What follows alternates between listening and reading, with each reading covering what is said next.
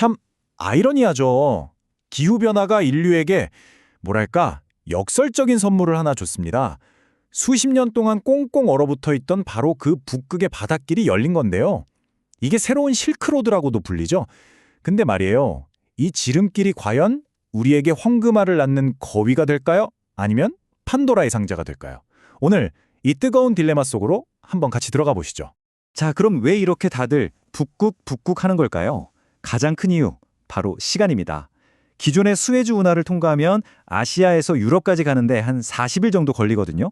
그런데 북극 항로를 타면 와, 이게 무려 2주가 줄어서 26일 만에 도착해요. 여러분 한번 상상해 보세요. 물류 업계에서 2주라는 시간 단축은요. 이건 뭐 거의 혁명 수준이거든요. 바로 이것 때문에 전 세계가 지금 북극을 주목하고 있는 겁니다. 근데 이 모든 게 결국엔 우리가 자초한 지구온난화 때문이라는 거죠. 실제로 1979년 이후로 북극의 여름철 얼음이 10년마다 13%씩 계속 사라졌다고 해요. 그러다 보니까 과거에는 진짜 상상도 못했던 이 바닷길이 현실이 된 겁니다.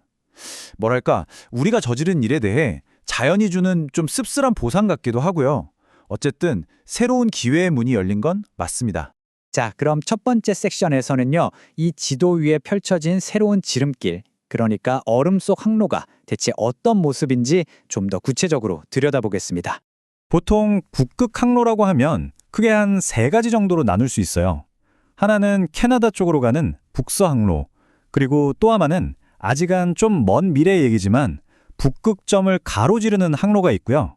그런데 지금 현재 가장 핫한 곳, 가장 뜨거운 감자는 단연 러시아 연안을 쭉 따라가는 북동 항로, 바로 이 NSSR입니다. 왜냐하면 여기가 가장 먼저 열렸고 지금도 가장 활발하게 이용되고 있거든요. 그래서 오늘 우리가 살펴볼 얘기도 주로 이 길을 중심으로 진행될 겁니다. 자, 이렇게 길이 짧아졌으니까 와, 그럼 돈 엄청 벌겠네. 이렇게 생각하기 쉽잖아요. 그쵸? 과연 그럴까요? 두 번째 섹션에서는 이 장밋빛 전망 뒤에 숨어있는 아주 냉정한 경제성, 그 방정식을 한번 같이 풀어보겠습니다. 이 그래프를 보시면요. 진짜 흥미롭습니다. 결과가 좀 놀라워요. 정기적으로 딱딱 맞춰서 짐을 실어 날라야 하는 컨테이너선 있잖아요.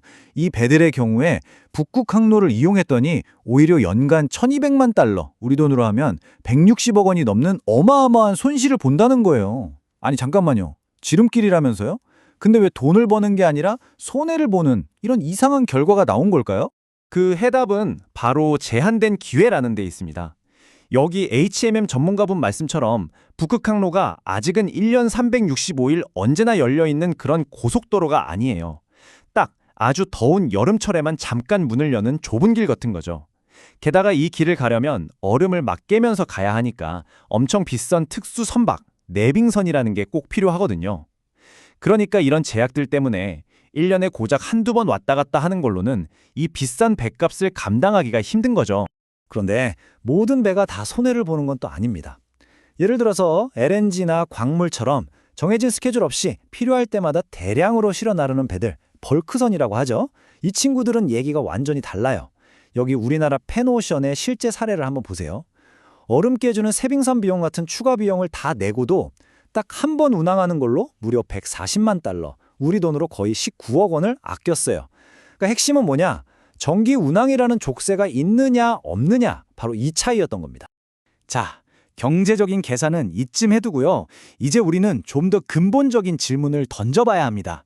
이 새로운 길을 이용하는 진짜 비용, 그러니까 우리 지구에 붙는 보이지 않는 가격표는 과연 얼마짜리일까요? 여기서 우리가 진짜 주목해야 할 위험한 녀석이 하나 있습니다. 바로 블랙카본이라는 건데요.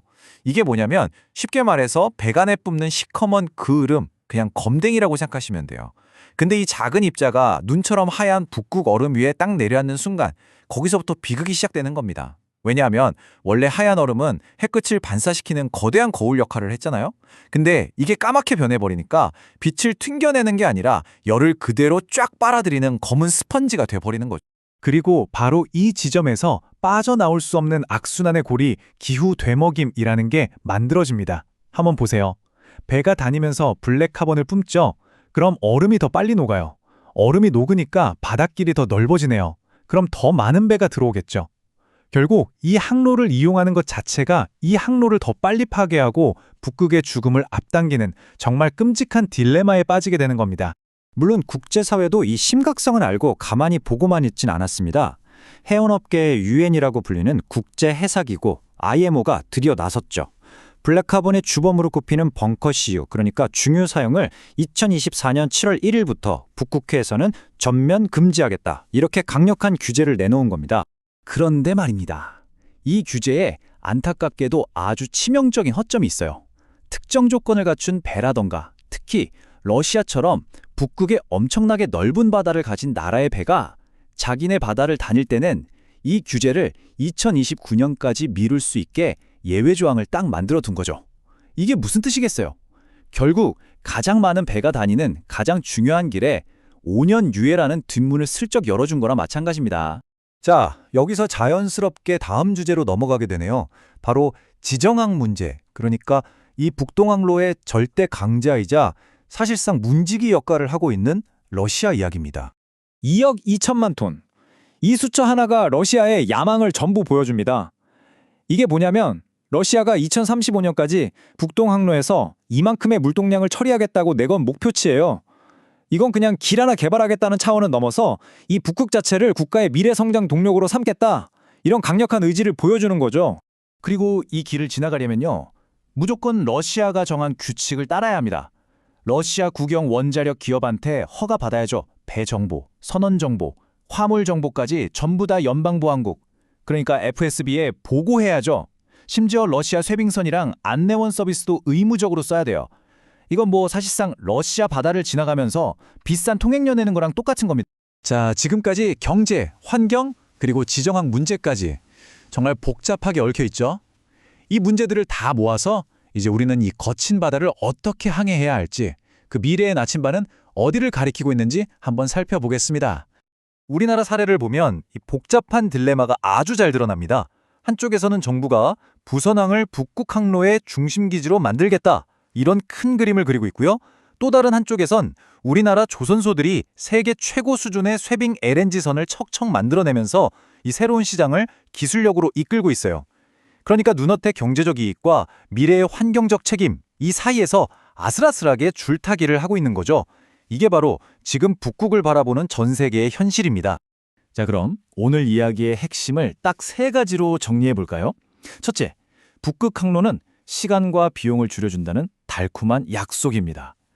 둘째, 하지만 그 뒤에는 기후 변화를 더 빠르게 만드는 치명적인 위험이 숨어 있죠. 그리고 마지막 셋째, 이 모든 것이 결국 한 국가가 주도권을 쥔 첨예한 권력 게임의 판 위에서 벌어지고 있다는 겁니다. 결국 우리는 선택의 기로에 서 있는 셈입니다. 이 북극 항로는 과연 세상을 더 가깝게 이어주는 새로운 관문이 될까요? 아니면 우리 스스로를 더 뜨거운 세상으로 밀어넣는 돌이킬 수 없는 지름길이 될까요? 이 질문에 대한 답은 앞으로 우리 모두가 이 얼음길 위에 어떤 발자국을 남기느냐에 달려 있을 겁니다.